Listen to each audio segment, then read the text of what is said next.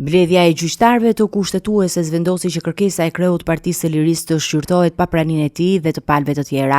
Ilir Meta mbahet në burg që prej 21 tetorit 2024 dhe përmes këtij ankimimi kërkon shfuqizimin e masës arrest me burg, e cila i është rrëzuar në të treja shkallët e gjyqësorit. Avokatët e ish-presidentit argumentojnë se vendimet e gjykatës që e mbajnë në gjeli janë antikushtetuese, pasi shkelin të drejtat e garantuara nga kushtetuta dhe konventa europiane për të drejtat e njerëzit. Meta thekson se po mbahet në paraburgim pa akuzën konkrete dhe se arrestimi i tij ka qenë jo proporcional dhe i panevojshëm, pasi nuk ka prova që ai ka rezistuar apo përbënte rrezik. Gjithashtu avokatët theksojnë se gjatë arrestimit nuk i janë komunikuar arsyet e ndalimit, duke shkelur standardet procedurale të një ndalimi të lishëm. Avokatët e tij përmendin gjithashtu rastet ndërkombëtare si ai Thomas Gulçit në Strasburg dhe i Mamadov në Azerbajxhan, duke sugjeruar se trajtimi i Metës ka ngjashmëri me praktika të padrejta dhe me karakter politik. Ata argumentojnë se veprimet e SPAK-ut u ndërmorën më njëherë pas deklaratave publike të kryeministrit Edi Rama, duke e shoqëruar rastin me një ngarkesë politike. Pas kalimit të çështjes në seancën plenare, kushtetuesja pritet të kërkojë shkresa shtesë si nga Meta ashtu edhe nga SPAK për të plotësuar dokumentacionin e nevojshëm për vendimin final. Seanca e ardhshme do të vendosë nëse ish-presidenti do të vazhdojë të qëndrojë në paraburgim apo do të lirohet duke u bazuar ekskluzivisht në provat shkresore. Ky shqyrtim ka rëndësi të veçantë për garantimin e sigurisë juridike dhe pavarësinë e institucioneve në trajtimin e ish-zyrtarëve të lartë, si dhe pasqyron debatet e forta politike që shoqërinë rastin e Ilir Metës.